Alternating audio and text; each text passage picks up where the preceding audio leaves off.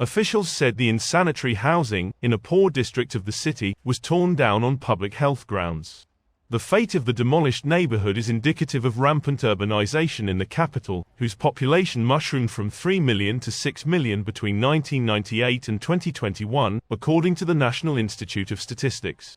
Even beyond the capital, Ivory Coast is experiencing mass migration into cities, which is exacerbating housing shortages and causing overcrowding while many properties are inadequately built. Banco 1, named after the forest it stood opposite, was one of Abidjan's poorest districts, home to around 100 people before it was torn down. And if such eviction operations were not new, they were now being carried out on a massive scale. Ibrahim Bakongo Cissé, the governor of Greater Abidjan, the country's economic capital and a metropolis of 6 million people, announced the operation last week. The way the evictions have been carried out has divided politicians, even inside President Alassane Ouattara's rally of Hopoué lists for Democracy and Peace Party. Among those hit by the operations was the working-class district of Yopougon, run by an RHDP city council. They said nearly 1,000 families have been hit by the eviction and demolition operation since late January.